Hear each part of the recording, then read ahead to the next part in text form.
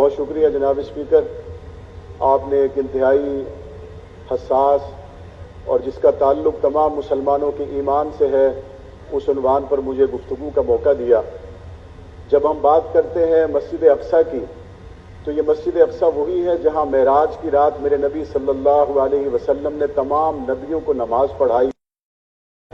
یہ وہی جگہ ہے جہاں حضور علیہ السلام کے تشریف لانے کے بعد حضرت عمر فاروق رضی اللہ تعالیٰ عنہ جب بیت المقدس کے دروازے پر پہنچے تو جناب اسپیکر ان سے لڑنے کے لیے تورات اور انجیل کے عالم تلواریں لے کر نہیں آئے، ان سے لڑنے کے لیے وہ نیزے لے کر نہیں آئے، بلکہ بیت المقدس کے تورات اور انجیل کے عالم تورات اور انجیل کو لے کر آئے، اور ایک نظر وہ تورات کو دیکھتے تھے اور دوسری نظر عمر ابن خطاب کو دیکھتے تھے، اور وہ کہتے تھے ہماری آسمانی کتابوں میں اس شخص کا حلیہ لکھا ہوا ہے جس کے ہاتھ پہ بیت المقدس کو فتح ہونا ہے۔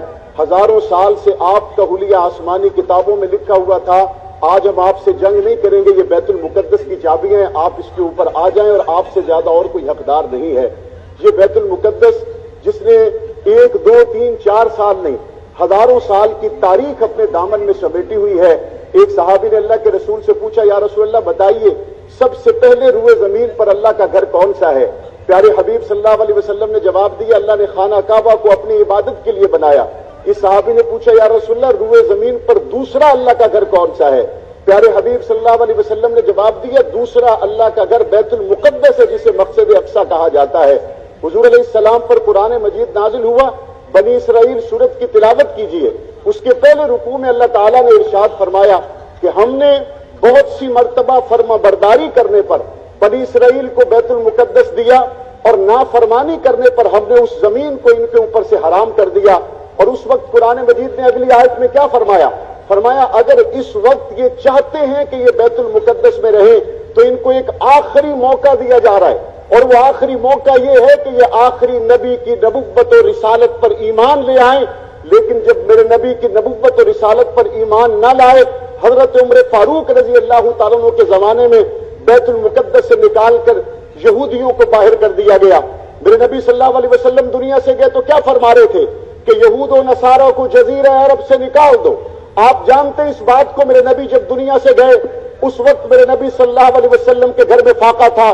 آج پوچھئے فوجیوں کو بطور خاص مسلم افواج کو جب تربیتی گفتگو کے لیے اکٹھا کیا جاتا ہے تو بطور خاص یہ واقعہ ان کے سامنے رکھا جاتا ہے کہ میرے نبی صلی اللہ علیہ وسلم کے گھر میں فاقہ ضرور تھا، لیکن پیارے نبی صلی اللہ علیہ وسلم جب دنیا سے چلے گئے تو 7 تلواریں میرے نبی کے گھر سے آئی۔